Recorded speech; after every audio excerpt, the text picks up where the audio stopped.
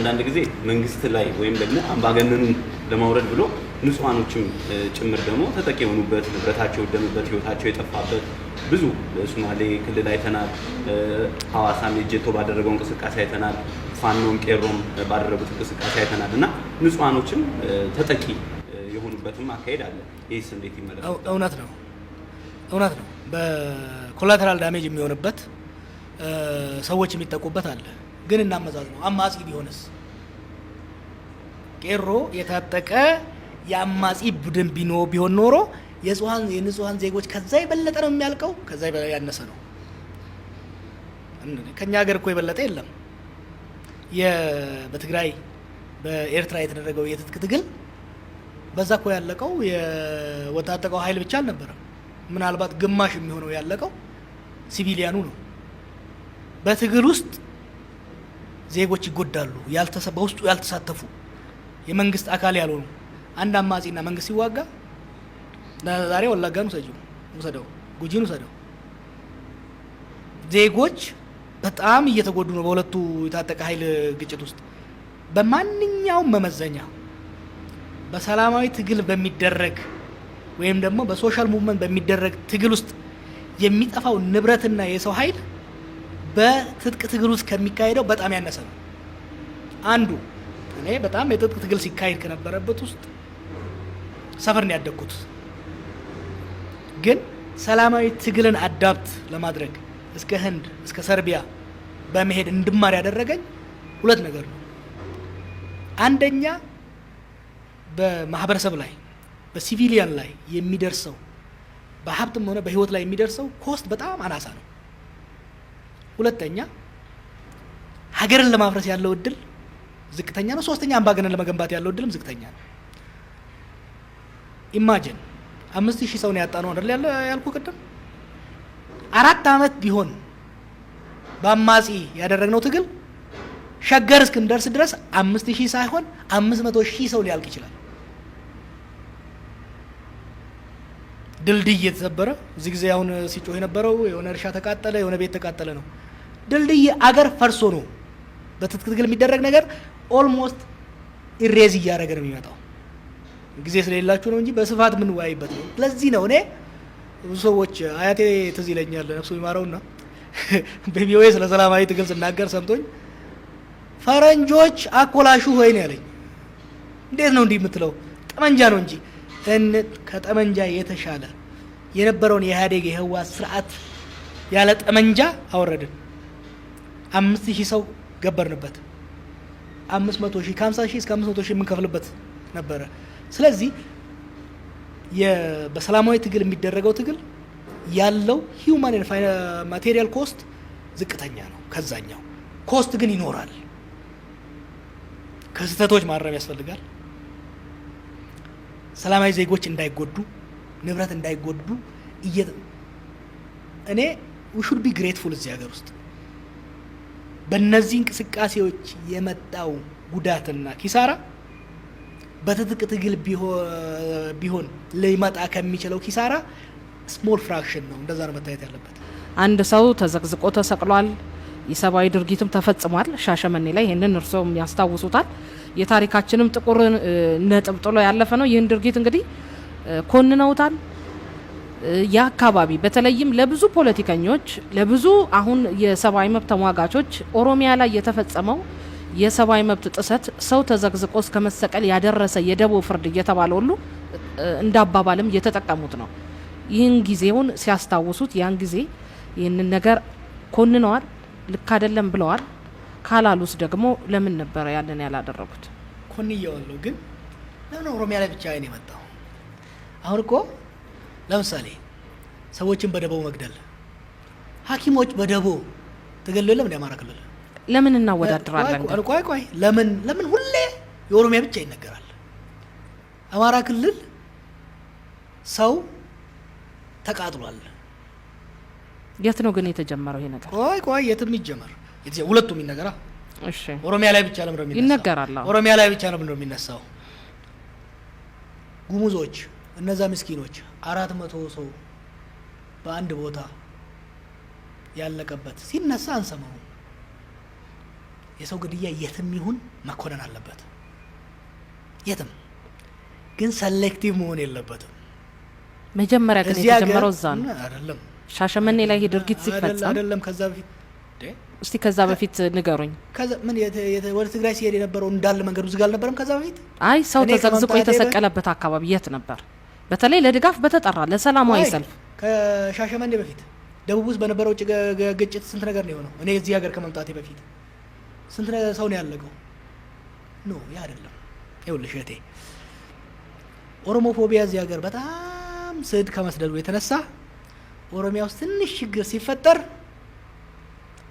ሰማይ ደርሶ ይጮሃል ግን የዚህ አይነቱ ድርጊት ጥላቻውን አያባብሰውም ለዛ ነው መኮነን ያለበት ይኮነናል ግን ጥላቻውን የሚያባብሰው የቱ እንደሆነ ታውቂያለሽ አንድ ቦታ የሚደረግን ኩነኔ በጣም አጋን ነው አንድ ቦታ የሚደረግን እንደ ጻድቅ ማየት ባለፉት 2 አመታት ሽግግሩ ስለነበርን ብዙ ግጭቶች ተካሂደዋል በሁሉም ክልሎች ኦኬ ለምሳሌ በሶማሌ ክልል አብዲሌ መጨረሻ ስልጣን ሊለቅ ሲል የነበረው ብቻ ነው ሲወራ የነበረው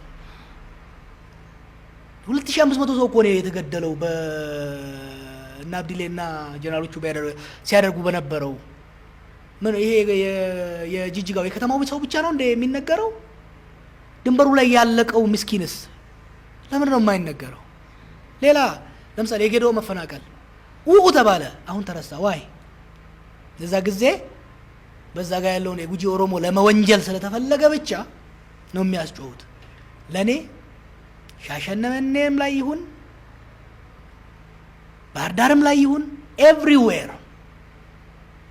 ሰዎች መገደል የለባቸው ወንጀል ሲፈጸም መኮነን አለበት ፌር መሆን አስፈላጊ ነው አለበለዚያ ግን አንድ ቦታ ብቻ የምትናገሪ ከሆነ የጥያቄው የጀስቲስ የፍትህ ጉዳይ መሆን ይቀርና የፖለቲካ ጉዳይ ስለሚሆን በአካባቢው ስሙ የሚጠራው አካባቢው ህዝብም ፍትህን ከመፈለግ ይልቅ ዲፌንሲቭ ሆኖ ጣት የሚቀሰርብኝ ለፍትህ ሳይሆን ፖለቲካሊ እኔን ለማጥቃት ነው ስለሚል ፍትህን ከመሻት ይልቅ እንዳውም ጸረ ፍትህ ሆኖ የሚሄድበት ሁኔታ ይፈጠራል ስለዚህ እዚህ ሀገሮች አሁን ሰሞኑን ስለመግደል ያነሳሽው ነገር አለ ሰሞኑን አሁን አማራ ክልል የመፈንቅለ መንግስት ተደረገ ተባለ ሙከራ ተደረገ ተባለ ሰዎች አለቁ ምን ላይ ደረሰ አሁን በክልሉ ሚዲያ ላይ የማየው ነገር ግድያ እየተባለ ነው መፈንቅለ መንግስት እየተባለ አይደለም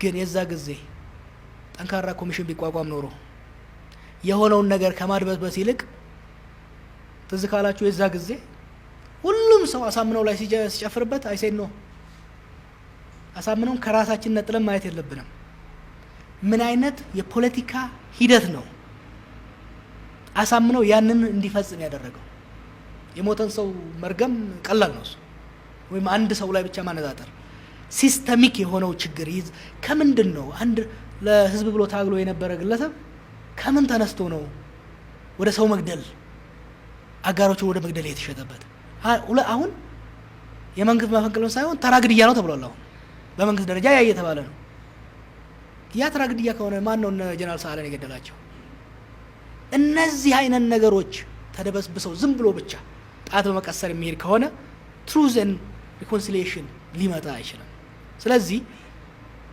በወቅቱም አሁን መኮንን ራሱን አታስታውሱትም ሰው ያስታውሰው ደጋግሜ ሁሌ ጠይቃለሁ ደጋግሜ የምጠየቀው ግን አቋሜን ለማወቅ አይደለም ያን ነገር በመደጋገም በህዝብ አእምሮ ውስጥ እኔን ወንጀለኛ ለማስመሰል ፖለቲካል ጊልት የፖለቲካ ኪሳራ ለማስከፈል ነው የሚነሳሳው ያ ውጤት አይኖርም ግን ደግሞ እውነታውን ለማጥራትና እርሶ በትክክል አቋሙን ለመለካት እስከሆነ ተጠያቂነቱ እንዳለ እንግዲህ ተጠያቂነት እንዲመጣ ነው ብለዋል ማለት ተጠያቂ የሚደረግ አካል እንዲኖር ብለዋል ግን በርግጥ የርሶ አቋምና የርሶ ምላሽ በወቅቱ ያ ከነበረ እንዲታወቅም ያስፈልጋል የሚዲያ ስራው ሚናውም አንዱም እሱ ነው ጥያቄው የሚነሳ እስቲ አሁን ጥያቄ ልጠይቅሽ መቼም የዛ ቀን አልተወለድኩም እኔ እዛ ሀገር ውስጥ ከትግራይ የመጡ መኮንኖች ጦር እያዘዙ ወንድሞቼን እህቶቼን ሲያስጨርሱ ምን ነበር ስለነበረው ዛሬ እኮ የሚከሱኝ ሰዎች አሳውን ለማጥፋት ውሃውን ማድረቅ አስፈላጊ ነው እያሉ በሚዲያ በትግራይ ህዝብ ላይ ጦርነት ሲያውጁ what was I saying ምን አይነት ትሬኒንግ ነበር ሰጠ የነበረው? ምን አይነት ውትወታ ነበር ሳደርግ የነበረው? አንድም ሲቪሊያን መጎዳት እንደሌለበት ለወጣቶች ስላች የነበረው አንድ ሲቪሊያን ከሚጎዳ ሌላ ብሔር ሌላ ቡድን ከሚወጋ ራሳችሁ ብትሞቱ ትሻላላችሁ። ያን ሳደርግ ለምንድን ነው አልተሰማም? ወይስ ለምሳሌ የቱ ሚዲያ ነው ግን ሻሸመኔ ሄዶ ማን እንዳደረገ የጠየቀው? ምን ሆኑ? ያን ነገር ያደረጉ ሰዎች እኮ በቪዲዮ ተቀርተዋል አይደል እንዴ? ወራብን ዘም የታሉ? እርሶስ ጠይቀዋል? ይሄን ለምን በእርሶስም የተጠራ በሚገባ እንደ አንድ ፖለቲከኛም የሰብአዊ መብት ተከራካሪ ያንን ያደረጉት በዛ ጊዜ ያው የቀድሞ ደህንነት ወይ ናቸው የተባሉት ያን ያደረጉት አንዱ ምን ነው ታውቂያለሽ? እየታወቀ ሌሎች ሰዎች ታስረው እሱ ተለቀቀ። ከሁለት ሶስት ሳምንት በኋላ በመኪና ተመትቶ ነው የተገደለው። ህዝብ ለምን እንዲያውቀው አልተደረገም? ለምን እርሶም የሚታገሉለት ህዝብ ባሉታዊ መልኩ እንዲገለጽ ተደርጓል? በተደጋጋሚ ተናግሬያለሁ እኔ። ግን ይሄንን ግልጽ ማድረግ የነበረበት የመንግስት የዛም ብቻ እኮ አይደለም። ስንት ግድያዎች ተካሂደዋል እዚህ ሀገር። ቅድም ያነሳውልሽ አሉ ትልልቅ የሀገራችን ኢታማዦር ሹም የተገደሉበት ግድያ አለ እዚህ ሀገር። አማራ ክልል የተፈጸመው ክስተት ከፌዴራሉ ጋር ካልተያያዘ የመፈንቅለ መንግስት ሴራ ካልሆነ ማን ነው ሳራን የገደለው? የሱ ቤተሰብ ቲዮሪ ሊያወራ ይችላል፣ እኔም ቲዮሪ ላወራ እችላለሁ። ይሄን ሁሉ ለማውጣት የሚያስፈልገው ምንድን ነው? ገለልተኛ የሆነ ተቋም በማቋቋም የሻሸመኔውን ህዝብ እያየ የሆነ ነገር ስለሆነ ማህምን እንዳደረገ በግልጽ በቪዲዮ ራሳቸውን ሪኮርድ ያደረጉት ነው። እሱ ቀላል ነው ለፍርድ ለማቅረብ። የተደበሰበቱትም ራሱ ማጥናት ያስፈልጋል። ለምን መሰለሽ ነው ጥያቄዎች የሚመላለሱት? በስልጣን ላይ ያሉት ሰዎች የትላንቱን ኢህአዴግ መመለስ ይፈልጋሉ። እዚህ ላይ አንድ ጥያቄ ልጨምር አቶ ጀዋር፣ ይቅርታ ተያያዥ ስለሆነ በኦሮሚያ በተለያዩ አካባቢዎች ላይም አብያተ ክርስቲያናት ተቃጥለዋል። ይሄም ደግሞ አሉታዊ ነገሮቹ እየተበራከቱ እንዲሄዱ አድርገዋል። እዛ ላይም ደግሞ ጉዳት አድራሾች ወይም ደግሞ የዚህ አይነት ድርጊቱን ያደረጉ ሰዎች ሲቀጡም አልታየም። አማራም ላይ ቤተ ክርስቲያኖችም ከዛ በኋላ መልስ ሆኖም ደግሞ መስጊድ ተቃጥሏል። በታሪክ እንዲህ አይነት ነገርም አይተን አናውቅም። ኢትዮጵያ ውስጥ ነበር፣ በታሪክም አለ እንጂ ምን በቅርብ ጊዜ በዘመናዊ ኢትዮጵያ ታሪክም በለውሽ ነበር። ያው ታሪክን እየመረጠ ስለምናስበው ነው እንጂ ግጭቶች አሉ እዚህ ሀገር ውስጥ። መስጊዶችና ቤተክርስቲያኖች እንደዚህ ተጋኖን በሚወራው መልኩም አልተቃጠሉም። አዳማ ለምሳሌ ከኔ ጋር በነበረው ግጭት ሰው ምን ሲሏቸው ነበር? እዚህ ጋር መስጊድ ተቃጠለ ይላሉ፣ እዚህ ጋር ቤተክርስቲያን ተቃጠለ ይላሉ። ይሄን ማጋጨት የሚፈልጉ ኃይሎች አሉ። እነማን ናቸው? ሁሌ ድብቅ ኃይሎች ሲባል በመንግስት በኩልም አለ። እሱ በጣም ቀላል ነው። እሱን እንዴት ያስፈልጋል? ኮሚሽን ቢቋቋም እሱን አያይዘው እንዲመልሱልኝ ነው። በጥናት ያስፈልጋል። እኔ ኦሮሚያ ክልል ውስጥም በሃይማኖት ተቋማት ላይ ግጭት አደጋ ደርሰዋል። አማራ ክልል ውስጥም በሃይማኖት ተቋም ላይ ጉዳት ደርሷል። ደቡብ ክልል ውስጥም ጉዳት ደርሷል።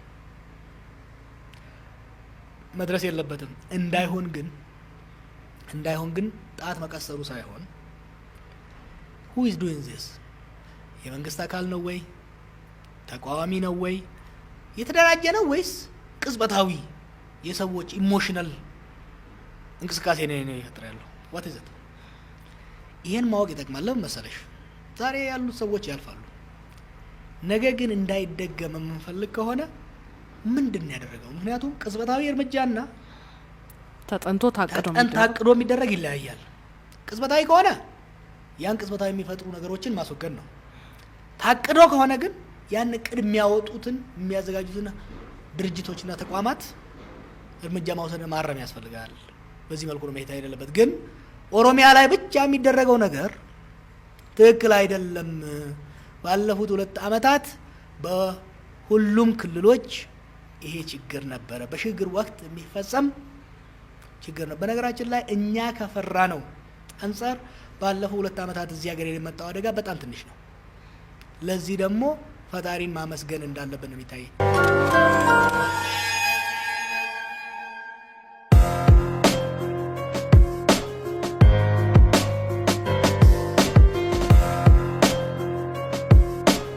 አቶ ጀዋርን በተመለከተ ደግሞ በቅርቡ አንድ ፖለቲከኛ በተለይ የመድረክ አባል አቶ ጀዋር አሁንም ዜግነታቸው አሜሪካዊ ነው፣ አሜሪካ ኤምባሲ ሄደን ስንጠይቅ የአሜሪካ ዜግነታቸውን እንዳልመለሱ አጣርተናል ብለው ተናግረዋል።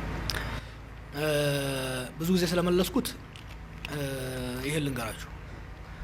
እኛ ልክ እንደ ግለሰቡ አሜሪካን ኤምባሲ መጠየቅ ነው። እናንተ ጋዜጠኞች አይደላችሁ? አሜሪካን ኤምባሲ ጠይቁ። ሁለት ቡድን ነው የሚመለከተው ጉዳዩ። አሜሪካን ኤምባሲንና የኢትዮጵያን ኢሚግሬሽንን ነው የሚመለከተው። ስለዚህ አሜሪካን ኤምባሲ ጠይቃችሁ ግለሰቡ የተናገረውን ነገር ከነገሯችሁ ኑና ጠይቁኝ። ግን ሰምቶታል? ሰምቼዋለሁ። ኢሚግሬሽን ኢትዮጵያ ኢሚግሬሽንን ጠይቃችሁ ግለሰቦቹ ወይም ደግሞ ሌሎቹ የሚሉትን ነገር ከጠየቋችሁ ከመለሱላችሁ እኔን መጠየቅ ትችላላችሁ። እስከዛ ግን አሁን መልሱ ያለው የአሜሪካን ኤምባሲና የኢሚግሬሽን ላይ ነው። ነገር ግን ምርጫ ቦርዶች ከፈር መልቀቅ የጀመሩት ቆይተዋል። አንዱ ግን ምስክር ያጋለጣቸው በእኔ ዜግነት ጉዳይ ላይ የሄዱበት ሂደት ነው። በውስጣቸውም ችግር ፈጥሯል፣ አውቀዋለሁ። የኔ ስም ድርጅት አልገባ፣ እነሱ ጋር አልገባም፣ እጩ አይደለሁም፣ ምንም ነገር እንደ 10 ሺህ ውስጥ ገና አልገባም። ገና ለገና ጀዋር ይወዳደራል በማለት የገዢውን ፓርቲ ፍራቻ እነሱ ላይ ስለመጣ ገቡበት። መጨረሻ ላይ ተዋርደው ራሳቸውን ማቆሙት። እኔ እዚህ ሀገር ስመጣ እኔ እኮ ደብል ቪክቲም ሆንኩ። ውጭ ሀገር እያለሁ ፓስፖርቴን አላሳድስ ብለውኝ የውጭ ሀገር ዜግነት ወሰድኩ። እዚህ ሀገር መጣሁ። እሺ በቃ ፖለቲካ ውስጥ በቀጥታ መሳተፍ ፈልጋለሁ ብዬ ሁሉን ነገር አሟልቼ ደግሞ ስመጣ ትዝ ካላችሁ የዛሬ ዓመት አካባቢ ምን ነበረ? እሱ የውጭ ሀገር ዜጋ ነው መሳተፍ የለበትም ተባለ። እሺ ብዬ ሳደርግ ደግሞ አይ የዚህ ሀገር ዜጋ ማግኘት የለበትም ተባለ። ምን ልሁን ታዲያ እኔ እና አካሄዱ በዛው ደስተኛ ነኝ በእንትኑ ዲስኮርሱ ወደፊት ለሚመጣው ትውልድ ለምሳሌ ሆፕፉሊ የሀገር ሰላም ከሆነ የተረጋጋ ሀገር መመስረት ከቻል ውጭ ያለው የኛ ሀገር ዜጋ እዚህ ሀገር መመለስ ይፈልጋል። የዜግነት ጉዳይ አሁን መዋየት አለብን። ለምሳሌ እንደኔ ያሉ ፖለቲከኞች ስትሪክት ሆኖ መሄዱ ጠቃሚ ሊሆን ይችላል ከብሔራዊ ደህንነት ምናምን ጉዳይ ጋር ተያይዞ። ሀቦት ውጭ ያለው ዜጋ ዱዋል ሲቲዝንሺፕ ብንፈቅድለት ምን ችግር አለው? ዱዋል ሲቲዝንሺፕ የአሜሪካን ዜግነቱንም ይዞ የኢትዮጵያ ዜግነቱንም አግኝቶ እየተመላለሰ ቢሰራ ጠቃሚ ነው። ግትር መሆን የለብንም። ጠቅላይ ሚኒስትሩ የሆነ ነገር ጀምረው የተውት ነገር አለ። ዱዋል ሲቲዝንሺፕ እንከፍታለን ብለው ነበር መጀመሪያ አሜሪካ እንደሄዱ አካባቢ። እሱን ገፍተውበት ለፖለቲከኞቹ ግን በእንዲህ አይነት ስራ ላይ የሚሳተፉ የግድ ማለት ይቻላል እሱን ዴቨሎፕ ማድረግ ትንሽ የሚያሳዝነው በእኔ ጉዳይ ላይ ተያይዞ ቶፒክ ሆኗል። ግን ይሄ ወደዚህ ሰፋ ብሎ የፖሊሲ ጉዳይ ያለመግባቱ ትንሽ ያሳስበኛል። ሁለታችሁ ግን አሜሪካን ኤምባሲና ጠይቃችሁ እኛም እንሄድበታለን። የዜግነት ጉዳይ እንደውም እንደ አንድ የመወያያ ርዕስ ሆኖም እንወያይበት ነው። ብዙ ፖለቲከኞቻችንን አሁን አተናቸዋል። በተለይ ለሀገራቸው ማገልገል ያለባቸው በዚህ ምክንያት ያው ተቀባይነት ስለሌለው እያስረከቡም ኃላፊነታቸውን እየወጡ ነውና ኢሚግሬሽንም እንጠይቃለን፣ አሜሪካ ኤምባሲንም እንጠይቃለን። እሱን ግፉበት እንደ አጀንዳ። ሰዎች ግን ማወቅ ይፈልጋሉ። እኔም ደጋግሜ ስለተናገርኩት እኔ ብል ምንም ስለማያሳምን ኢሚግሬሽንና የአሜሪካን ኤምባሲ ጠይቃችሁ ከመጣችሁ በኋላ እንወያይበታለን። ሰሞኑን እንግዲህ በተለይ በደቡብ ክልል አካባቢ ላይ የክልልነት ጥያቄ እየተነሳ አለ። ከነዛ ውስጥ የሲዳማ ብሔረሰብም ህጋዊ በሆነ መልኩ የክልልነት ጥያቄው ተፈቶለታል። እርሶም ለዛ እንደውም አክብረውታል ሁሉ ግፊትም ሲያደርጉ ስለነበር። ነገር ግን ለምሳሌ ወላይታ፣ ደቡብ ኦሞ፣ ከምባታና ጉራጌ እንዲሁም ሌሎች ትንንሽ የሚባሉት ዞኖች ሳይቀር የክልልነት ጥያቄ አንስተዋል። መንግስትም በምሁራን አስጠናለሁ ብሏል። ጥናት ተጠንቷል የሌላ ጥያቄ ነው። እሱንም ተጠንቶ ከነበር ጉዳዩን በቅርበት ስለሚያውቁት እሱ ላይም ማብራሪያ ቢሰጡን። በሌላ መልኩ እርስዎ አባል የሆኑበት የኦሮሞ ፌዴራሊስት ኮንግረስ ወይም ኦፌኮ አባላትና አመራሮች የክልልነት ጥያቄ የሚሆን እንደዚህ የማንነት ጥያቄዎች ሊፈቱ የሚገባቸው የሚችሉት ከምርጫ በኋላ ነው ብለዋል። በምርጫ የተረጋጋ መንግስት ከመሰረትም በኋላ ነው ብለዋል። እርስዎ ደግሞ አየለም አሁን ባለበት ሁኔታም መታየት ይችላል የሚል ሀሳብ እንዳለው እናውቃለንና እነዚህ ነገሮች አያይዘው በምን መልኩ ነው ሊፈታ የሚችለው ከምርጫ በፊት የሚለውን የክልልነት ጥያቄዎች መበራከትና መንግስት እየሰጠ ያለው ምላሽ እንዴት እየታዘቡት ነው? ጥናቱንም ደግሞ በቅርበት ካወቁት እዛ ላይም ሀሳቡን ቢሰጡ። በነገራችን ላይ የብሔር ትንሽ የለውም። ቁጥሩ ሊበዛ ይችላል፣ ሊያንስ ይችላል። ግን ሁሉም ብሔር 100 ሺህ ቁጥር ያለው ይሁን 50 ሚሊዮን ቁጥር ያለው እኩል መብት ነው ያለው። ራሱን በራሱ የማስተዳደር የራሱን ድን በራሱ የመወሰን ህገ መንግስታዊ መብት አለው። ይህን ህገ መንግስታዊ መብት ደግሞ መለስ ዜናዊ ያልሰጠውም የሀገራችን ህዝቦች ባደረጉት ከፍተኛ መስዋዕትነት ባስከፈለ ትግል ያመጡት ነው። ከሀገር ግንባታ ጋር ተያይዞ ከነበረው ሂደት የተነሳ ብሔሮች ራሳቸውን በራሳቸው ማስተዳደር፣ ይሄ ማለት ደግሞ የማንነት ጥያቄ አለ፣ የባህል፣ የቋንቋ፣ የታሪክ፣ የሪሶርስ በሚኖሩበት አካባቢ ላይ የበይ ተመልካች ያለመሆንና ባለው ተፈጥሯዊ ሀብት ላይ ባለቤት የመሆን በዛ ላይ ደግሞ ራሳቸውን በሚመቻቸው መዋቅርና በሚመርጡት መተዳደር ጥያቄ አላቸው። ይሄ የትንሽም የትልቅም የምንም ብሔር የሚል ጉዳይ አይደለም፣ የሁሉም መብት ነው። ስለዚህ ደቡብ ብዙ ብሔሮች ያሉበት ክልል ነው። አወቃቀሩ ድሮም የህዝብ ፍላጎትን ያማከለ አይደለም የሚል ዛሬ ሳይሆን ተቃውሞ ሲነሳበት የነበረ ነው። ወጋ ዶጋ ብለው በሄዱበት ወቅት የወላይታና ሌሎች ህዝቦች ከፍተኛ ትግል አድርገው ሪጀክት ያደረጉት ነው። እንደምታውቁት የሲዳማ ሎቄ ላይ ማአት መሳክር የተደረገበት ነው። የቆየ ጥያቄ አለ። የሚያዋጣው ህዝቡን ማዳመጥ። ህዝቡን ስንል ከላይ ኢህአዴጎች ከየቦታው የሰበሰቡትን ሌባ ካድሬ ሳይሆን በነገራችን ላይ ሁለት ጥናት ተካሂዷል። አንዱ አምና የተካሄደው ነው። ደቡብ ውስጥ ደቡባዊ ማንነት ስለ ልቦና ተፈጥሯል። የብሔር ጥያቄ የለም የኤሊት ጥያቄ ነው ብለው የመለሱት እነማ መሰሉሽ? ሰፈራቸው የማይሄዱ ሌቦች ነበሩ። ስለሚፈሩ ሰው ሲገሉ ናቸው። ታዲያስ ሰው ሲገሉ ልክ እንደ ኦፒዲዮ እንደ ብአዴኖች በየሰፈሩ በሌብነት ችሎታቸው በክህደታቸው ከብየ ብሔራቸው ሰብስበው ሲላላኩ የነበሩ ግለሰቦች አጥኚ ተብለው ሰብስበው ሄዱ። ሳይንሳዊ ጥናት ብለው የህዝቡን ፍላጎት፣ የጋሞን ፍላጎት፣ የወላይታን ፍላጎት የማያንጸባርቅ ይዘው መጡ። ሪጀክት ተደረገ። ማንንም ሳያወያዩ ሐዋሳ ይሄዳሉ፣ ህንድ ምናምን ሄደን ብለው ተመልሰው መጡ። ህዝቡ ሪጀክት አደረገው። ህዝቡን ሳያወያዩ ለምሳሌ ሲዳማና ወላይታን ያጣሉ ነበር። የነሱ ምሁራኖችና የነሱ ፖለቲከኞች አወያዩዋቸው። አንድ ቀን እርስ በርስ አነጋግረዋቸው አያውቁም ከማጣላት በስተቀር። መጨረሻ ላይ የደህዴን ሴንትራል ኮሚቴ ስብሰባ ሲካሄድ ለሲዳማ ቀኝ እጁን ሰጥቶ የደገፈው ወላይታ፣ ጠላት የተባለው ወላይታ ነው። ህዝብ አንደኛ በውስጡ ይወያይ ብሔሮቹ ከጎኒ አሁን በሁለተኛው ዙር ደግሞ አሁን ያደረጉት አሉ።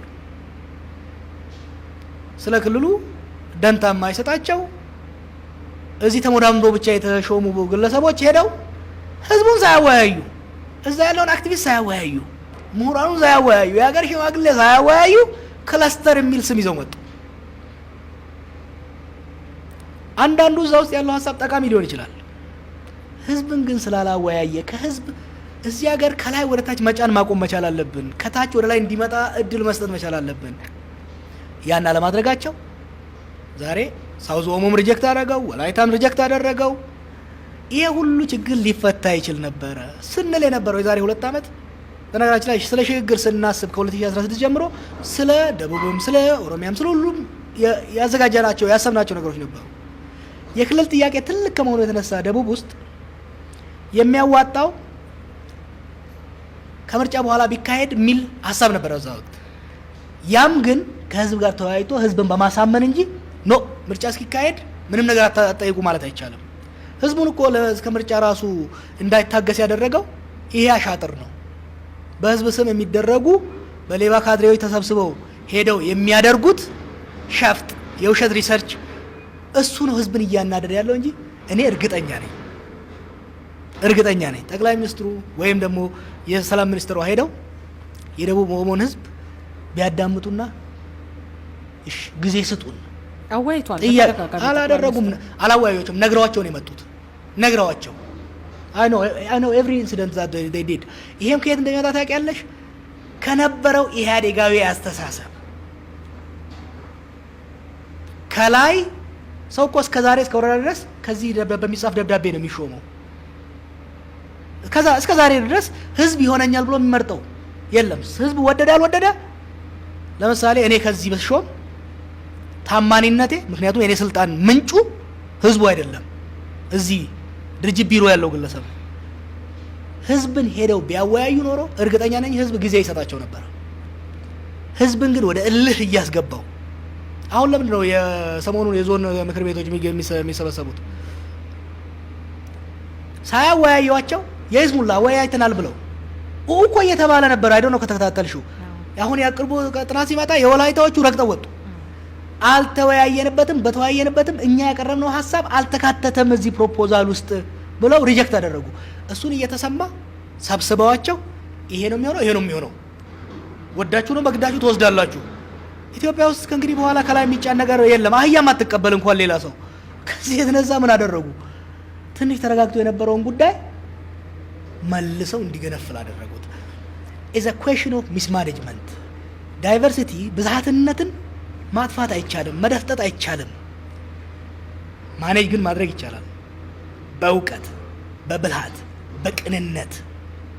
እኔ ደቡብ ብዙ አላውቀውም፣ አጥንቼዋለሁ ቴዎሬቲካሊ። እዚህ ከመጣው ግን አይቻቸዋለሁ። ለዛም ነው ጥያቄያቸውን ሲደግፉ የቆዩት። ጥያቄውን የፕሪንሲፕል ጥያቄ ነው የምደግፈው። ለምን መሰለሽ? እዚህ ሀገር ውስጥ ሰው ሲጨቆን ስለነበረ የህዝብ ፍላጎት እየታፈነ ሴንተሩን የተቆጣጠሩ ቡድኖች ብቻ ፍላጎት ሲጫን ስለነበረ ኢን ፕሪንሲፕል የሀገራችን ህዝቦች የራሳቸውን እድል በራሳቸው የመወሰን መብታቸው እስካልተረጋገጠ ድረስ ህዝባዊ መንግስት ይመሰረታል ብዬ አላምንም። በነገራችን ላይ የአማራን ብሔረተኝነት እኮ ደግፌያለሁ እኔ። ውጭ ሀገር በኢትዮጵያ ስም የሚውሉ ሰዎች ሲከለክሏቸው ሚዲያ ስንሰጣቸው የነበረው መጨረሻ ላይ አብን ለሆኑ ልጆች እኛ ነበርን። የአመለካከት ልዩነት አለን፣ የጥቅም ልዩነት አለን። ከደቡብ ጋርም ብዙም እንኳን የሚያገናኘን የለም። ከአማራ ጋር ብዙ የአይዲዮሎጂካል ልዩነት አለን። ያም ሆኖ ግን የአማራ ክልል ህዝብ የልብ ትርታውን የሚያንጸባርቅ አደረጃጀት መታፈን የለበትም ብዬ ነው ማምነው። በደቡብ ውስጥም ቢሆን ሲዳማን ወላይታን የሚል ነገር የለኝም ለኔ። ደቡብ ውስጥ ያለው ህዝብ ሊታፈን አይገባም፣ ሊታጨቅ አይገባም።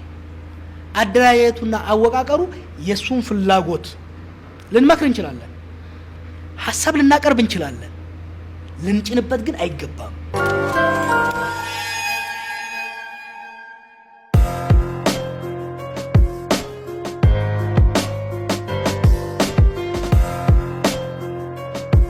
በተለይ የኦሮሚያ ፖሊስ ኮሚሽን ማስጠንቀቂያ ደርሶታል ወይ? ከዚህ ውጪ መንግስት አቶ ጀዋርን ይፈራቸዋል ለምን? በተለያዩ አይነት መግለጫዎች ከማውጣት ውጪ እርምጃ ሲወስድ አይታይም የሚሉ ወገኖች አሉ። እንደውም አቶ ጀዋር ብቻቸውን መንግስት ናቸው የሚሉ ወገኖች አሉና የኦሮሚያ ፖሊስ ኮሚሽን ማስጠንቀቂያ ሰጥቶታል። ማስጠንቀቂያ መግለጫ ወጥቶ ነበረ። ደርሶታል? ኖ መግለጫ ነው ያወጡት። ወዲያው ስህተታቸውን አመኑ። ምክንያቱም ባሌ ላይ ፖሊስ ሰው ገደለ ብዬ ዘገብኩ። እዛ ያሉ ካድሬዎች ደግሞ ሸወዷቸው። እርስ በርሳቸው ነው የተገዳደሉት እንጂ እኛ አልገደልንም፣ ጀዋር ስማችን ነው እያጠፋ ያለው ብለው ሲሏቸው እዚህ ያሉት ኮሚሽነሮችም ያው ጫና ተፈጥሮባቸው ስለነበረ በሐሰት ነው ስማችን ያጠፋው፣ ህጋዊ እርምጃ እንወስዳለን አሉ። በማግስቱ የሟች ቤተሰብ ፖሊሶቹም ሳይቀሩ አመኑ መግደላቸው። ከዚህ አንፃር ነው እኔ አይደለም ዛሬ ትላንትናም በህወሓቶች ላይ ውሸት ዘግቤ አላውቅም፣ እውነትን ግን አልደብቅም። ኦሮሚያ ፖሊስ ከህዝብ ጋር በቆመበት ወቅት ከማንም አስቀድሜ ያሞገስኩት በየቦታው ሄደን የሳበረታታ ነበር። ግድያ ሲፈጽሙ እኔ ከማንም ሰው ጋር ቅድም እያለሁ ከናቢ ጋር የነበረን ግንኙነት ይሄ ነው። ምህዳሩን በከፈቱ ጊዜ፣ ፖለቲካ እስረኞችን በለቀቁ ጊዜ ደገፍ ናቸው። ምህዳሩን መዝጋት ሲጀምሩ፣ ሰውን በፖለቲካ ማሰር ሲጀምሩ መቃወም ጀመር። ፖሊስም ሆነ መከላከያ የዜጎችን መብት ሲያከብርና ህግን ሲያስከብር፣ በነገራችን ላይ የህግ የበላይነት ይባላል እዚህ ሀገር። የህግ የበላይነት is a two-way sword። የህግ የበላይነትን በህጋዊ መንገድ ብቻ ነው ማስከበር የምትችለው። የህግ የበላይነትን ራስህ ካከበርክ ብቻ ነው ልታስከብር የምትችለው። ወንጀለኛ እንዴት እንደሚያዝ፣ እንዴት እንደሚከሰስ፣ እንዴት እንደሚቀጣ፣ ማን እንደሚይዘው፣ ማን እንደሚከሰው፣ ማን እንደሚፈርድ በግልጽ ነው በእኛ ሀገር ህግ። ስለዚህ ፖሊስ ሰዎችን መደብደብ፣ መግደል ህግ የበላይነትን ማስከበር ሳይሆን የህግ የበላይነትን መጣስ ነው። ኦሮሚያ ውስጥ እየታገልን ያለ ነው። ሰዎች እኮ አንድ ህጻን ለምሳሌ ቆቦ የሚባል ከተማ ላይ 15 ዓመት ባጃጅ ነደነ ሾፌር ፖሊሶች ጨለማ ውስጥ ቆመው እያሉ ሳያቅ ሲያዞር መብራት በራበት። እንዴት አባት አበራብናል ብለው ገደሉት። ይሄንን ዝም እንድንል ካሰቡ they wrong። ሰላሌ ላይ፣ ጉጂ ላይ፣ ወለጋ ላይ ቤት ያቃጥላሉ። ምን አይነት እጅ ነው የሳር ቤት የሚያቃጥለው? የገበሬ ልጆች እኮ ነን። ነው ምን ማለት እንደሆነ የአንድ ሳር ቤት ለመስራት ምን ያህል መከራ ውስጥ እንደሚያልፍ ስንት ጂጊ ማውጣት እንዳለበት። አማያጽያንን ከቀለበ ታስረዋለህ፣ ፍርድ ቤት ታቀርበዋለህ፣ ታስቀጣዋለህ። ምን ማለት ነው? ልጅ አማጺ ስለገባ እናትና አባትን መግደል? የታገልነው እኮ ይሄ እንዲቀር ነው።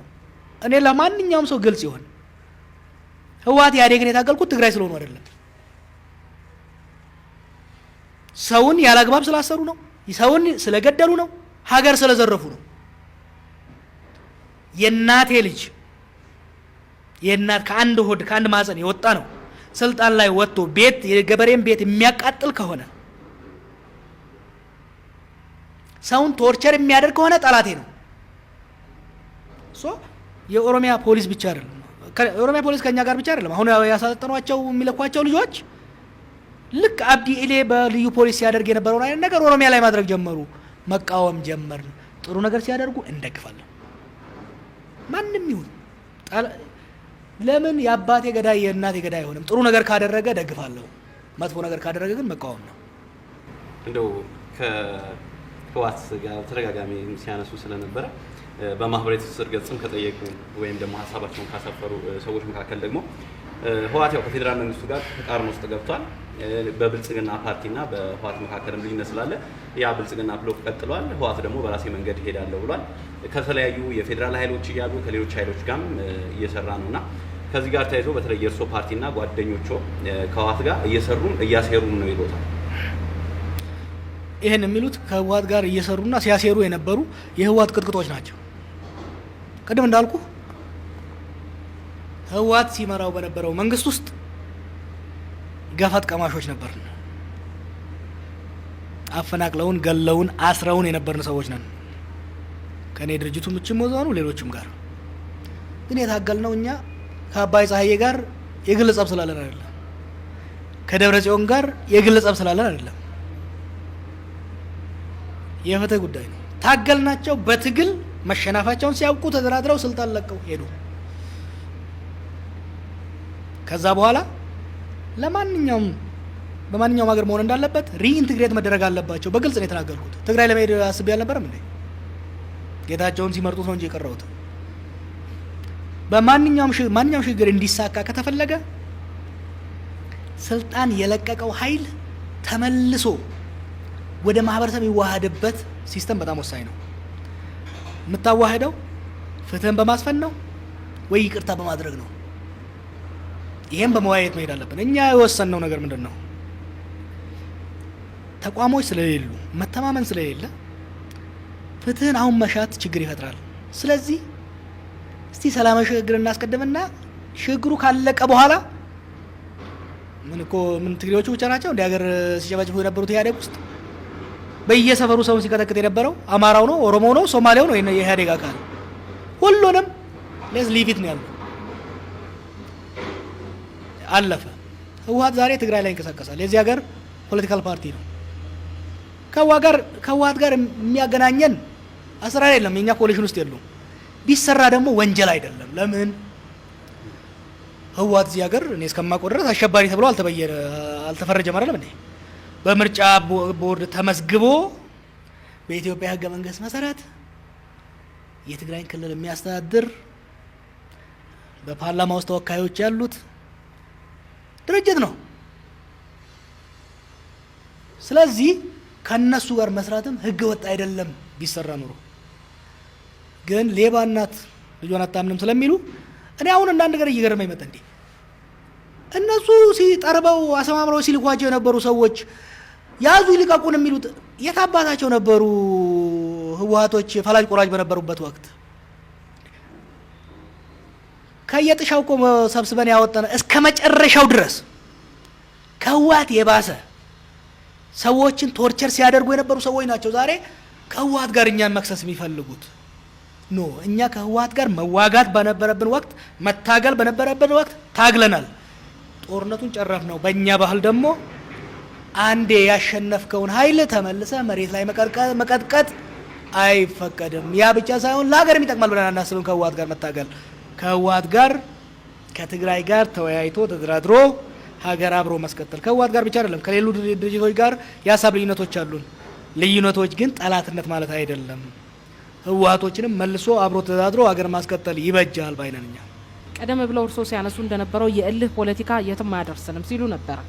አሁን የሚታየውም አካሄድ ደግሞ ከባድ ወደሆነ እልህና ፍጥጫ ውስጥ የሚያስገባ ነውና ከዚህ ነገር ውስጥ መውጣት የሚያስችለው በምን መልኩ ነው ብለው ነው የሚያስቡት እንደ አንድ ፖለቲከኛ? እርሱ ውይይት፣ ድርድር፣ የሰከነ ሉክ የትግራይን ጉዳይ አብይም ቲፒኤልኤፍም ሮንግሊ ይዘውት ነው የሄዱት። ከመጀመሪያው ጀምሮ እንካ ሰላንቲያ ውስጥ ከመግባት ስም ከመጠራራት ከመወነጃጀል ወደ መደራደር መግባቱ አስፈላጊ ነበር። አሁን ምርጫው እንደ አንድ ቱል ገባ እንጂ በሸገርና በመቀሌ መካከል ያለው ግንኙነት እየሻከረ ከሄደ ቆይቷል። አሁን የፌዴራሉ መንግስት እኛ ባለፈው ድርድር ያስፈልጋል ስንል አንዱ ይሄን ጉዳይ ለመፍታት ይጠቅማል ብለን ስላሰብን ነው። ምክንያቱም ህግ እያልን ከሄድን አሁን እኮ ፌዴራሉም ህገ መንግስታዊ ነኝ ይላል፣ ትግራይም ህገ መንግስታዊ ነው። ህገ መንግስቱ እንደዚህ ስትሬች ካረግሽው ለሁለቱም ይሰራል። የፌዴራሉ መንግስት ፌዴራል ላይ ያሉ ሰዎች ህገ መንግስቱን አልተረጎሙትም፣ ተረጎመ ይላሉ እንጂ አሜንድ ነው ያደረጉት። በሚገርም መልኩ የህገ መንግስት አጣሪ ኮሚቴ የሚባለው በሚገርም መልኩ ያልተጠየቀውን ነው ሄዶ የፌዴራልና የክልል መንግስታት መቀጠል አለባቸው ብሎ አዲስ ህግ የጻፈው። ለድርድር ራሱ በር የሚዘጋ ስራ ነው የሰሩት። ሸገርን ቁጥጥር ላይ ያለው ኃይል ህግን እንደፈለገው እያወላገደ ለራሱ እንዲመቸው ካዘጋጀ መቀሌ ላይ ያለው ደግሞ አቅሚቲው በራሱ ያለውን ህግ እያወላገደ ሊሄድ ይችላል። ህጉ ግልጽ አይደለም። በክልሎችና በፌዴራል ምርጫ ጉዳይ ላይ ክልሎች ምርጫ ለማካሄድ መወሰን ይችላሉ። ለምሳሌ የአማራ ክልል መንግስት ተመርጦ 5 ዓመት ሳይሞላው በኮalition ከሆነ የተመሰረተው ከፈረሰ የክልሉ ምክር ቤት ተሰብስቦ አዲስ ምርጫ እንዲያካሄድ መወሰን ይችላል። ምርጫውን እንዲያስፈጽምለት ደግሞ አንድ ምርጫ ቦርድ ብቻ ስላለ በኢትዮጵያ ውስጥ ያን ምርጫ ቦርድ ይጠይቃል። ምርጫ ቦርዱ እምቢ ካለስ ይሄ ግልጽ አይደለም። ስለዚህ እንዲህ አይነት በህግ ሊፈቱ የማይችሉ መሰረታቸው ህጋዊ ክርክር ሳይሆን ፖለቲካዊ ልዩነት የሆኑ ጉዳዮችን በፖለቲካዊ ውይይትና ስምምነት እንጂ ህግን ከለላ አድርጎ የድብብቆች ጨዋታ መሄድ ሀገሪቷን ወደ ግጭት እያመጣ ነው ያለው። እንደኔ በነገራችን ላይ ትግራይ ክልል ምርጫ ቢያደርግ what's big deal እልህ እንጂ ያ ብቻ አይደለም። የትግራይ ክልል ምርጫ ባያካሄድና ከሌላው ክልል ጋር 1 ዓመት 2 ዓመት ቆይቶ ቢያደርግስ ስምምነት ውይይት ቢኖር እኮ ለጠብ የሚያደርስ ጉዳይ አይደለም እውነቱ። አሁን ግን እዚህ ያሉትም ልክ እናስገባችኋለን ምርጫ ካደረጋችሁ እኛ እናቃችሁ ማለት ነው ብለው ተናቅን ሞተናል ማለት ነው። እዛ ያሉትም ምርጫ ማናካሄድ ከሆነ ድክመታችንን እጅ መስጠታችን ነው የሚያሳየው የሚል እልህ ውስጥ ነው የገቡት። ከዛ ይልቅ የሚያዋጣው ነገሮችን የህግ ጨዋታ፣ የህግ ፉከራ፣ የሚዲያ ፉከራ አንትቶ ሁላችንም ተሰብስበን በዝግ ስብሰባ ተደራድረን ተወያይተን የጋራ ሀገር ወደ መገንባት መሄዱ እንጂ ፉከራውና ቀረርቶውን ጦርነቱን ደግሞ ላለፈው 50 ዓመት ሄደንበታል። እስቲ እንሞክር አዲስ ነገር let's try something new። በንጉሱ ጊዜ ያልተሞከረ፣ በደርግ ጊዜ ያልተሞከረ፣ በነመለስ ጊዜ ያልተሞከረ አዲስ ነገር አለ። ጦርነት ተሞክሯል፣ አምባገነን ተሞክሯል፣ የሁሉም ነገር ተሞክሯል። ያልተሞከረው ድርድርና ውይይት ነው። ያልተሞከረው ዲሞክራሲ ነው። ያልተሞከረውን እንሞክር ባይኔ ለሁለቱ።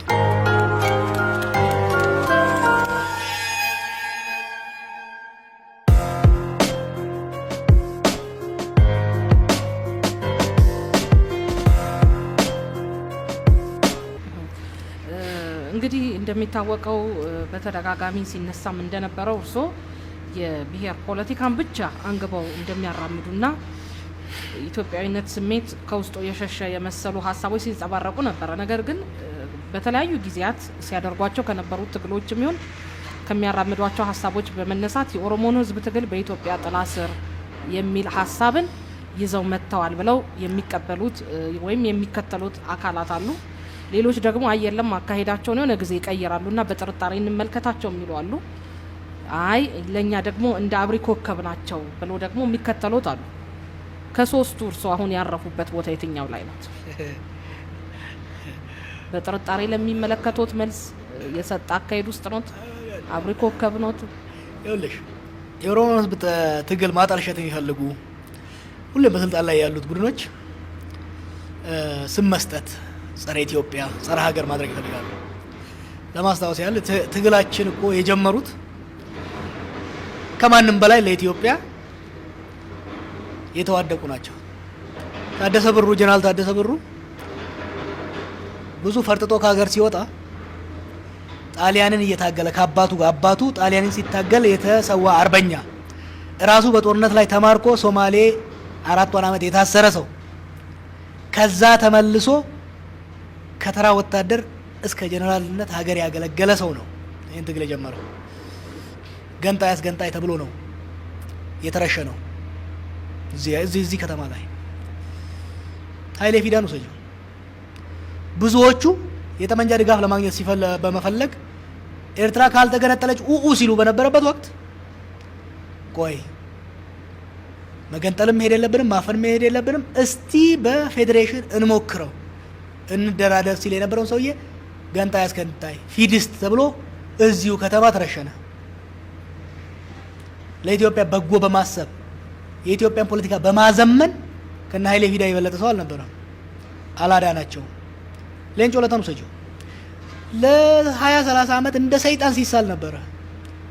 ሌንጮ ለታ በኦሮሞ ካምፑስ ሲገፋ የነበረው ቆይ እድል እንስጥ፣ አብሮነትን እድል እንስጥ፣ የኦሮሞን መብት የኦሮሞን ህዝብ ጥቅም ከሌላው ብሔር ብሔረሰቦች ጋር በተቻቻለ መልኩ ፌዴራላዊ ዲሞክራሲያዊ ስርዓት በመገንባት መፍታት እንችላለን በማለት ከፍተኛ መስዋዕትነት ነው የከፈለው። እንደዛም እየከፈለ እንደ ሰይጣን ሲሳል ነበረ።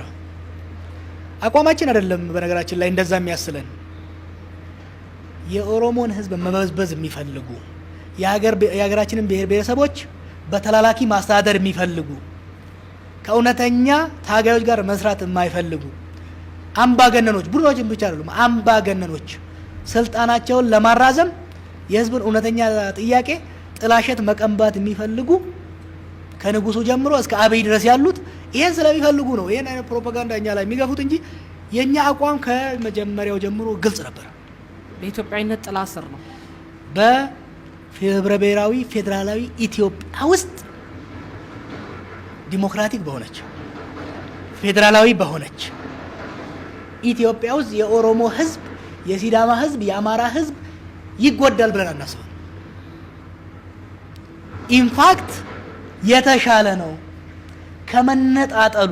ከመገነጣጠሉ የተሻለ ነው ብለን ከማንም የበለጠ በኢትዮጵያ ስም እየማሉ ቅድም እየሻለኩ በኢትዮጵያ ስም እየማሉ ከሌሎች ጋር ከሚሞዳሞዱ ሳይሆን እኛ በኢትዮጵያ ስም መማል አንፈልግም። የኢትዮጵያ የበላይ ጠባቂ ነን ብለን አናስብም። ኢትዮጵያ የሁላችንም መሆን ትችላለች። ያንዱ ቡድን የብቻ ሳትሆን የሁሉም መሆን ትችላለች። እሷ ግን የምትሆነው በመፈክር አይደለም፣ በመዝሙር አይደለም። በመጀመሪያ ደረጃ ብሔሮች በቀያቸው ላይ ራሳቸውን በራስ የማስተዳደር በማንነታቸው ላይ በንብረታቸው ላይ በመረጡት መንግስት መተዳደር ሲችሉ፣ በፌዴራል ደረጃ ደግሞ ፍትሃዊ ኢኩዊታብል የሆነ ውክልና የስልጣንና የሀብት ክፍፍል የኃላፊነት ክፍፍል ከኖራቸው ጠንካራ የጋራ ሀገር መመስረት እንችላለን ብለን እናምናለን። ይሄንን ዛሬ አይደለም ስንል የነበረው ትግሉ ሲጀምር ሀ ብሎ የተጀመረበት ነው። እስከ ዛሬም የቀጠልንበት ነው። ወደፊትም እንቀጥልበታለን። ስለዚህ ይሄንን ለማጠልሸት የሚፈልጉት ኃይሎች ሳያውቁት አይደለም። አንዳንዴ አሁን በሚዲያ ላይ ሲያወሩ ሰማቸዋለሁ። በፕራይቬት እንዲህ አውርተን ወጥተው ሚዲያ ላይ ሌላ ነገር ሲያወሩ እንሰማለን። ያ የሚያደርገው ለምንድን ነው? ዲፋሜሽን፣ የማጥላላት ፖለቲካ ለመግዛት ሌላው ህዝብ እንዳይሰማን የስም ማጥፋት ዘመቻ እንጂ ከእውነት ላይ የተመሰረተ አይደለም። በአንድ ወቅት ቃለ ምልልስ ሲያደርጉ እኛ ሀገር ካልገዛን በትነን እንሄዳለን ብለዋል። ምን ያህል እውነት ነው ይሄ? እኔው እንግዲህ በማህበራዊ ትስስር ገጻችን ነው ማየት ይቻላል። እኔው አላልንም፣ እንደዛ አላልኩም። አንዳንድ ጊዜ የተለያየ ማለት አሁን ለምሳሌ በአማርኛና በኦሮምኛ በሚሰጧቸው መግለጫዎች እንደዚህ አይነት ትርጓሜ ተሰጥቷቸው የሚወጡ ነገሮች ስላሉ ነው። ማን ይተርጉማቸው አናውቅም። ሆነ ብሎ ነው የሚተረጉሙት። ይኸውልህ የቋንቋ ጉዳይ በአፋን ኦሮሞ ስትናገር ኦዲየንስ የምትናገረው ኦዲየንስ አለ። ጥያቄዎቹም ራሱ ይለያያሉ። በአማርኛ ደግሞ ሰፋ ማድረግ አሁን ለምሳሌ አሁን ለሷ ያብራራውልን ጥያቄ አላብራራውም በአፋን ኦሮሞ፣ ምክንያቱም ኦልሬዲ ህዝቡ ያውቀዋል። በአማርኛ ሲሆን ግን ረጅም ጊዜ ወስጄ ማብራራት ግዴታ ነው። ምክንያቱም በውስጥ የሚወራ ስላልሆነ በትግል ውስጥም አዲስ የሆነ ስለሚኖር የመንግስት ሚዲያም ሆኖ ለረጅም ጊዜ ይሄንን ኢንተርቴን ሲያደርግ ስላልነበረ በአማርኛ በሚጠይቁ ጥያቄዎች ሰፋ አድርገን ለምሳሌ በአማርኛ አሁን ያስረኩትም በእንግሊዝኛ ደግሞ አላረገውም። ምክንያቱም እኔ ፈረንጅን ኮንቪንስ ማድረግ የለብኝም። አጠር የሆነች ሌጋሊስቲክ የሆነች ነገሮችን በእንግሊዝኛ እናገራለሁ። በአማርኛ ሳደርግና በእንግሊዝኛም ይለያያል። ከዛ እንጂ አብዛኛውን ጊዜ ሆነ ብለው ሁለት ቃል ከዛ ውስጥ ቆርጠው ያንተን ጥያቄ እኮ ሁለት ቃል ቆርጬ ሌላ ትርጉም ላሰጠው እችላለሁ። ከዛ እንጂ የኔ የምናገራቸው ነገሮች ውስጥ እንደዛ ነገር የለም። እኔ የመጨረሻ ጥያቄ በተለያዩ ማህበራዊ ድረገጾች ላይ ሁልጊዜ ያው ይነሳሉ፣ ተጽዕኖ ይፈጥራሉ። እነዚህ አይነት ነገሮች ሲመጡ ደግሞ እንዴት ይመለከቷቸዋል? አንዳንድ ጊዜ የሚታዩ አሁን አንድ ምስል አይቼ ነበር ከዚህ በፊት አንድ ህፃን ልጅ መንገድ እየዘጋ ድንጋይ እየደረደረ እንደዚህ አትወጂዋል ልጅ እንደዚህ አይነት ነገሮች ይወጣሉ። እንዲህ አይነት ነገሮች እንዴት ነው የሚመለከቷቸው?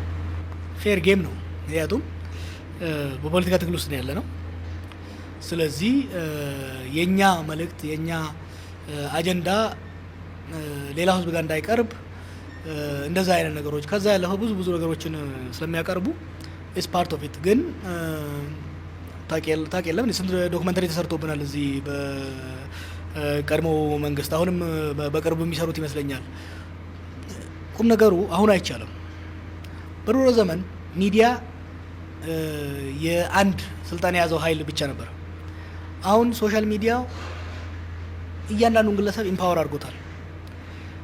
ለዚህ ነው አሁን የሐሰት መረጃዎች ወዲያው ነው የሚፍረጠረጡት። ስለዚህ እሱ ብዙም አያሳስበኝም የስም ማጥፋው ዘመቻው እንጂ ድንጋይ ዝናኑባቸዋል። በደምብ አና ኮሜንቶቹን በጣም አነባቸዋለሁ። አይተው እንደሆነ የፌስቡክ ላይ ስድብ ከሆነ ብቻ እኔን ሳይሆን አንዳንዴ ወረድ ያለ የብሔርና ሃይማኖት ስድብ ካልሆነ በስተቀር ተዋዋለሁ፣ አነባዋለሁ። ስላደኩበትም አሁን አንዳንዴ ባለስልጣናት የፖለቲካ መሪዎች በጣም ሲናደዱ ይገርመኛል። እኔ ግን አንዳንዴ አሁን ፎቶ ወይም በጣም አስቀያሚ አልበም አለኝ ሰብስቤ ስልኬ ውስጥና አንዳንዴ ያዋለሁ። የዲሞክራሲ ነው ይመስለኛል። እኔ የኛ ሀገር ዜጎች እንደኔ አይነት ሰው ተጽዕኖ ፈጣሪን ሰው መስደብ፣ መዘርጠት፣ መተቸት መብታቸው እኮ ነው። አያቴ በልጅነት ያለኝ ነገር አለ። አንድ ሰው ልብሱን አውቆ ገበያ ከሄደ ታውቃለህ፣ ገጠር ገበያ ከሄደ በኋላ አትዩኝ ማለት አይችልም። እግሬን እንጂ ሌላ ቦታ አትዩ ማለት አይችልም። ፊቴን ብቻ እዩ ማለት አይችልም። ያያችሁትን ሁሉም እኩል ውደዱ ማለት አይችልም። ህዝብ ፊት የወጣ በህዝብ አመራር ውስጥ በፐብሊክ ኢሹ ውስጥ የገባ ሰው ትችትን፣ ነቀፌታን፣ ስድብን መፍራትም መጥላትም መብት የለውም። መስደብ ማጥላላት መዘርጠጥ ትክክል ነው ቀጥሉበት ነው ህዝብ ነው ምክንያቱም it is part of democracy building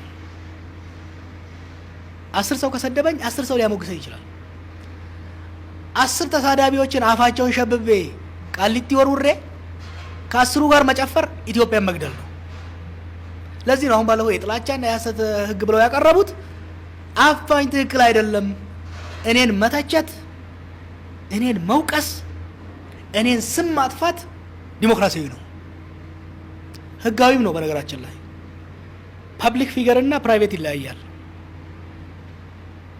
ፕራይቬት የሆኑ ሰዎች እናንተ ፐብሊክ ናችሁ ጋዜጠኞች ፕራይቬት የሆኑ ሰዎች በመንግስት ውስጥ ምናምን ውስጥ የሌሉ ሰዎች ስማቸው ከጠፋ መክሰስ ይችላሉ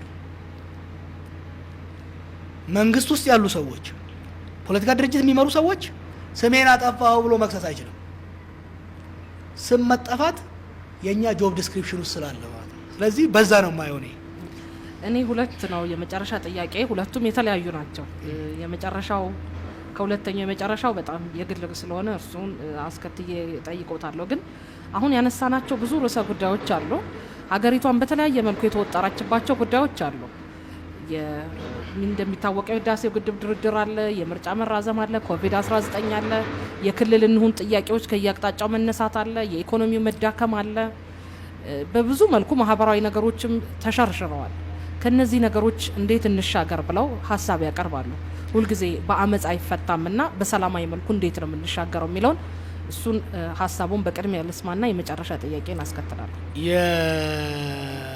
እየተሸረሸረ እኮ አይመስለኝም እኔ I see it differently በምን መልኩ ነው የሚያየው ምክንያቱም ወደ ዲሞክራሲ ሽግግር አምባገነን ስርዓት ወርዶ ወደ ዲሞክራሲ የሚደረገው ሽግግሯ ላይ ብዙ ታፍነው ታጭቀው የነበሩ ነገሮች ይፍታታሉ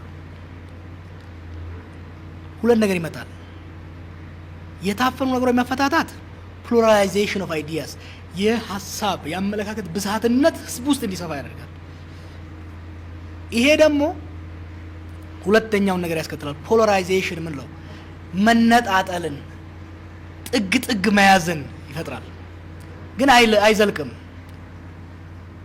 ረጋ ብለሽ ካየሽው ሽግሩ ጀምሮ እንደጀመረ 5 ወር 6 ወር ጊዜ የነበረው ይብን የዛሬ አመት የነበረው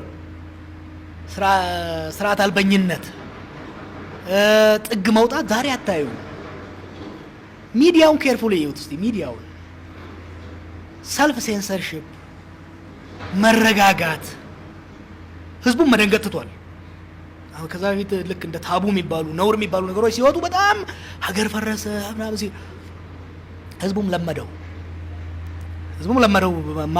ማጋነንተው ሰዎችም እየተረጋጉ መጥተዋል ማንኛውም ወደ ዲሞክራሲ የሚደረግ ሽግግር ሁለቱን ነገር ፕሉራላይዜሽን ኦፍ አይዲያስ እና ፖላራይዜሽን ኦፍ ፖለቲካል ፎርስስ ይመጣሉ በሂደት ግን አሁን ወጣቶቹ ነው ያሳያቸው መጀመሪያ አካባቢ ትንሽ አናርኪክ ነገር ነበር በሂደት ያለማንም ጣልቃ ገብነት እየተረጋጋ መጣ ትዝ ይለኛል በየቦታው ሲሄድ ሽማግሌዎች ሲሉ የነበሩት ምንድነው ወጣቱን አረጋጉልን ነበር ተረጋጋ ይሄዳል ትልቁ አሁን ይሄን እድል ግን ተጠቅሞ አምባገነናዊ ስርዓት እንዳይፈጠር ገና እዚህ ሳልመጣ ተጽፈው የነበረው ነገር ነበር አምባገነን ስርዓት አዲስ ፖለቲካ ስርዓት ሲገነባ ድረስ አናርኪ ይፈጠራል ስርዓት አልበኝነት ይፈጠራል ያን ስርዓት አልበኝነት እንደ እድል በመጠቀም ምክንያቱም ሰው ነፃነትን ይወዳል ከነፃነት የበበለጠ ደግሞ ሰላማዊ ኑሮን ይወዳል ያንን የህዝብን ሰላማዊ ኑሮ መወደድን እንደ እድል ተጠቅሞ አምባገነናዊ ስርዓት ይወለዳል ያ እንዳይሆን መጠንቀቅ ያስፈልጋል መረጋጋት ያስፈልጋል ህዝቡ ተረጋግቷል አሁን አምባገነን መሆን የሚፈልጉት ቡድኖችና ግለሰቦች ግን ያንን እንደገና ያነሱ አሁን እንኳን ነገር መጣ ልክ ኢህአዴጎች ሲሉት ኢህአዴግ አንድ ሲል የነበረው ነገር ይቻገለ ኢትዮጵያ ለዲሞክራሲ ዝግጁ አይደለችም አሁን ለአምባገነን ነው ወደ አምባገነን ለመሄድ የሚፈልጉ ያንን ያም አያስፈልግም የሚያስፈልገው ምንድነው የፖለቲካ ምህዳሩ እንደሰፋ መቀጠል አለበት የሰፋው የፖለቲካ ምህዳር የሚገዛበት የፖለቲካ ስምምነት በድርድር ማበጀት ያስፈልጋል ወደዛ ነው መሄድ ያለብን። ይሄ ነው ወሳኝ። የመጨረሻው ጥያቄ እንግዲህ የእርሶን ሀሳብ ከመነሻው ጀምሮ ሲደግፉ የነበሩ ገፍተውም ደግሞ ወደዚህ ደረጃ ያደረሱት አሉ፣ ተቃዋሚዎችም አሉት። ሀሳቡን አንስተው የሚያጣጥሉ አሉ፣ አይ ይሄ ሀሳብ አይገዛንም የሚሉ አሉ። ግን ያም ሆነ ይህ እርሶ በዚህ ምድር ላይ ቆይታውን ጨርሰው ሲያልፉ ታሪኮ በምን መልኩ እንዲጻፍ ነው የሚፈልጉት? ከእርሶ ቀጥሎ የሚመጣው ትውልድስ ምን ብሎ እንዲያስታውሶት ነው የሚፈልጉት? አንድ ከስሟ የማይታወቅ ጂኒ የምትባል ቀበሌ የተወለደ በጣም ትንሽ የዶሮ ግንባር የምታክል ድሙጋ የምትባል ከተማ ያደገ ከዛ ፈጣሪ ረድቶት በብዙ ዓለም የተዘዋወረ መጨረሻ ላይ የኦሮሞ ተረት አለ፣ የአይን ነው ሲዞር ቢውልም ማታ ይዘጋል። ተመልሶ አገሩ የገባ ባለችው ጊዜ ያመነበትን ለህዝቤ ይሆናል ብሎ ያሰበውን ሳይፈራ ሳይታክት በተቻለው መጠን የሞከረ ሆኜ ልታሰብ ፈልጋለሁ። ብኮነንም ደግሞ ምንም ችግር የለውም። እኔ አክቹአሊ የኔ ህልም ብረሳ ደስ ይለኝ ነበር። ኮምፕሊትሊ ብረሳ ደስ ይለኛል። ለምን? ምክንያቱም ስለ ራሴ አይደለም የኖርኩት። ስለ ራሴ ብኖር ኖሮ እዚህ ሀገር አልገባም። ስለ ራሴ ብኖር ኖሮ ቫንኩቨር ካናዳ ነው መኖር ፈልገው፣ ካልሆነ እዛ ሲንጋፖር ወይ ማሌዥያ ነበር የምኖረው። ትንሽ ነገር ለዚህ ሀገር ለማበርከት ሞክሬያለሁ። በዛ ብታወስ ኦኬ፣ ካልሆነም በክፋትም ብታወስ ምንም ችግር የለውም። ምክንያቱም ለህሊናዬ ይሆናል ያልኩትን የተማርኩትን ዲዛይን አድርጌ ተሳክቶልኛል። የዚህ የነበረውን አስከፊ ስርዓት በመጣል ላይ ግንባር ቀደም ሚና ተጫውቻለሁ። በዛ ሂደት ውስጥ ተፈጽሜ ሊሆን ይችላል፣ ሰዎችን አስከፍቼ ሊሆን ይችላል፣ ያስደሰትኩትም ሊሆን ይችላል። ያስደሰትኩት ደስታውን ሳያበዛ ስህተት ሰርቼ እንደነበረም ከአካውንት ውስጥ በማስገባት ያስከፋሁትም ደግሞ ላስከፋው አስቤ ምቀኝነት ኖሮኝ ጥላቻ ኖሮኝ ሀባ በልቤ ውስጥ ሀባ ጥላቻ የለኝ። እኔ ሀባ አንድ ነገር በዓለም ላይ በነገራችን ላይ አንድ ጠላት አለኝ ብዬ አላስብም። አንድ ጠላት። ስለዚህ ያስከፋሁትም ሰው ካለ ማይ ኢንቴንት እንዳልነበረ የኔ ፍላጎት እንዳልነበረ ጥሩ ነገር ለመስራት ስሞክር በሂደት ለምሳሌ ሮጭ አንድ ቦታ ለመድረስ ስል የአንድን ህፃን ወይም ደግሞ የአንድን አሮጊት ያሰጣችውን ላይ ከረገጥኩ እንደዛ ቢያስብልኝ በዛ ደረጃ የሚታወቅ ታሪክ አለ። በቀላሉ የሚረሳ ባሉታዊም አይረሳም። ምኞቴ ነው ለጠየሽኝ።